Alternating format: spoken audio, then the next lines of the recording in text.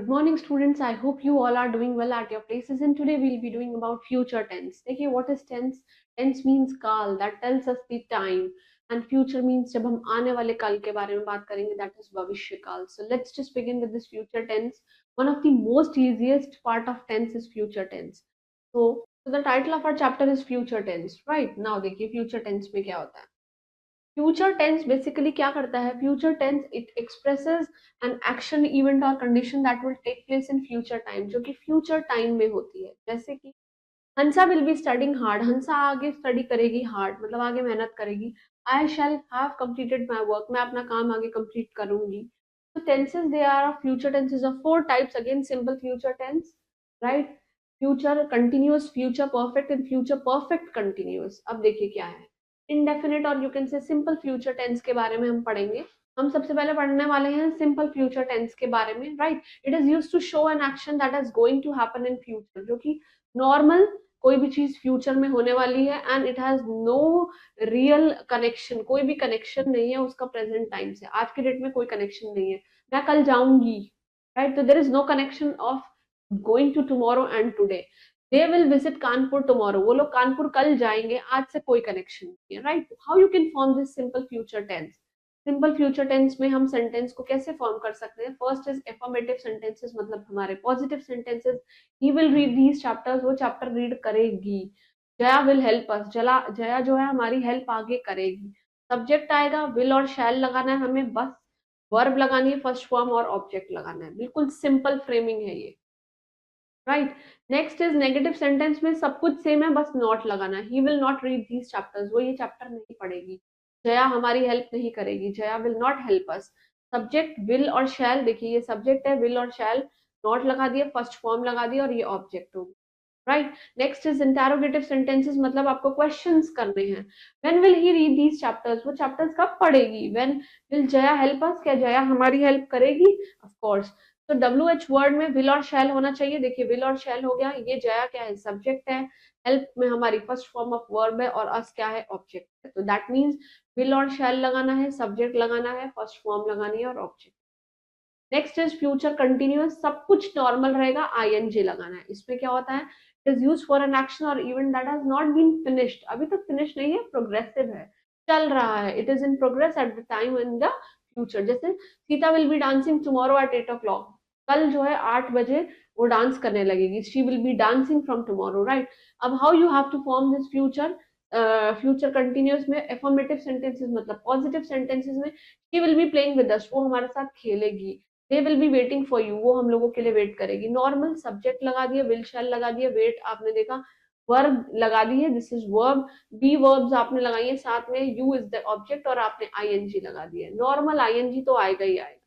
Negative में आपको सब कुछ करना है, बस नॉट का ध्यान रखना है. She will not play with us, हमारे साथ नहीं खेलेगी. They will not be waiting for you, वो लोग आपके लिए वेट नहीं करेंगे. तो सब्जेक्ट है, ये रहा सब्जेक्ट, विल और शैल. आपने नॉट लगाया, बी वर्ब लगाया, वेट आपकी वर्ब आ गई, आईएनजी लगाया and this you is the object, right? देखिए, if you will have a good command over each part of speech ना, then it is very easy for you कि आपको पहचानना है. जैसे कि I am just giving you an example. Interrogative sentence में देखिए, will she be playing with us, क्या वो हमारे साथ खेलेगी? Who will be there waiting for, who will be they waiting for, हमारे लिए कौन वेट करेगा? देखिए अब ये क्या है? ये विल क्या है? फ्यूचर टेंस है. She is what? She is a pronoun. Play क्या है? वर्ब है. वर्ब के साथ आपने कंटिन्यूअस लगा दिया. विद क्या है? एक प्रपोजिशन है. और अस यहाँ पे एक ऑब्जेक्ट है और बी हमारी बी वर्ब है. ये सब चीजें आपको कैसे पता चलेंगी?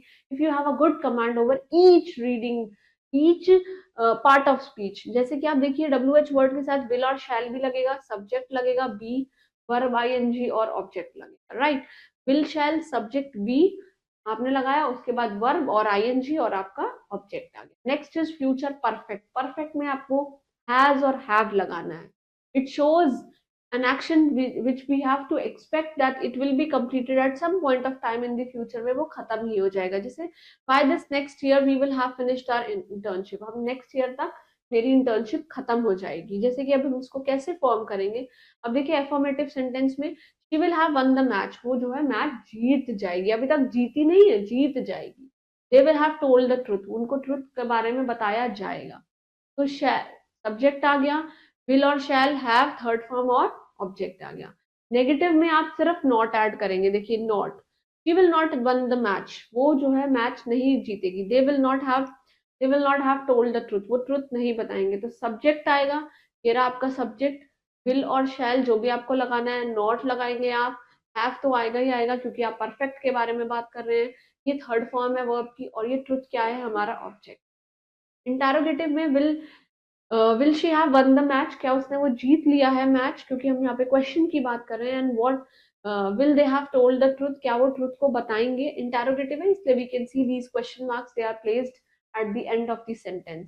तो डब्ल्यू एच वर्ड में विल और शैल, आप देखिए डब्ल्यू एच वर्ड में है यहाँ पे विल और शैल आपने लगाया है, हैव तो आएगा ही आएगा, थर्ड फॉर्म आ गई टोल्ड, ट्रुथ आपका ऑब्जेक्ट हो गया, और आपने थर्ड फॉर्म अब लगाई है verb, right. Similarly will shall subject, और हैव तो आएगा ही आएगा, थर्ड फॉर्म आएगी और आपकी वर्ब और object, right. Last one is the future perfect continuous, continuous मतलब आईएनजी, परफेक्ट का मतलब आपने हैव हैज बीन लगाना है। इट शोज कि कोई भी इवेंट जो है वो हैपनिंग है, मतलब अभी चल रहा है, and it will be completed in some point of time में वो खत्म हो जाएगा। जैसे Rajni will have been writing a letter since morning, वो सिंस मॉर्निंग से खेल रही है। And the previous chapter in preposition we study that since is used for the definite time, whereas for is used for the indefinite point of time. Please remember these 2 points because since और for बहुत सारे sentences में बार बार use करते हैं आप, right? Sentence future tense में continuous perfect में कैसे फॉर्म होता है, एफर्मेटिव मतलब पॉजिटिव में she will have been playing the tennis since 2015, अब देखिए मेंशन कर दिया उन्होंने स्पेसिफिक टाइम, इसलिए सिंस यूज किया हुआ है कि 2015 से she has been playing this tennis. She will have been sleeping for 2 hours, 2 घंटे से सो रही है। अगर मैं आपको अभी बोल रही हूँ वो 2 घंटे से सो रही है, तो मान लो वो सुबह के 10 बजे सो रही है। अगर हम आपसे शाम में बात कर सकते हैं तो वो दोपहर के 3 बजे से सो रही है। अगर हम रात के 10 बजे बात कर रहे हैं तो शायद वो 7 बजे से सो रही है, because there is no definite point of time they have mentioned. They have said that she has been sleeping for 2 hours only, right? So वही will और shall आएगा, 11 will और shall, have तो आएगा ही आएगा, been जरूर लगाना है क्योंकि perfect continuous आ चुका है, ing आप लगा रहे हैं, object आपके क्या है for 2 hours, since और for आप time को denote कर रहे हैं, और आपकी verb आ चुकी है sleep, right? Moving on to this negative sentences को क्या करेंगे, you just have to place not. She will have not been playing the tennis since 2015 से वो नहीं खेल रही है, she will not have been sleeping for 2 hours, 2 घंटे से वो नहीं सो रही है। You just have to place not. देखिए सब्जेक्ट है विल शैल हैव बीन है, वर्ब आईएनजी आपने लगा दिया, ये आईएनजी वर्ब आपकी ये रही, और ये आवर्स क्या है आपके, this is for the object, और सिंस और फॉर आप टाइम के लिए यूज कर रहे हैं। नेक्स्ट इज इंटेरोगेटिव, इंटेरोगेटिव में you just have to place the question marks, right. Will she have been playing tennis, क्या वो 2015 से टेनिस खेल रही हैं। Will she have been sleeping for 2 hours, क्या वो 2 घंटे से सो रही हैं। डब्ल्यू क्वेश्चंस आएंगे, विल और शैल है, सब्जेक्ट है हैव और हैज बीन जो भी आपको लगाना है, वर्ब आईएनजी, देखिए ये रहा वर्ब, ये रहा वर्ब इज ये, आईएनजी आ गया, फॉर और सिंस आप टाइम के लिए यूज कर रहे हैं, और आपके आवर्स क्या है, आपका object, right. Next is will shell object, will शैल आपका जो भी सब्जेक्ट है, हैव बीन वर्ब, और ये सिंस और फॉर आप अपने टाइम के लिए यूज कर सकते हो। तो that was all about future tense. Please go through this, learn all the rules. This is one of the easiest tenses में सबसे ज्यादा प्रॉब्लम जहां आती है that is in the past tense, because बच्चों को उनकी पास्ट फॉर्म याद नहीं होती है। But future tense is very easy, will और शैल यूज करते हैं आप।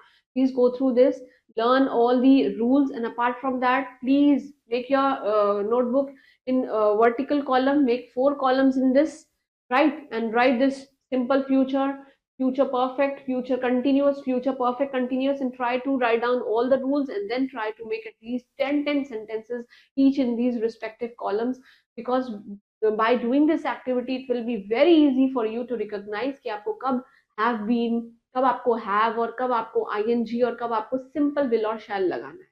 Please go through this, learn all these rules, keep doing hard work, and stay blessed. I'm wishing you all a very happy new year.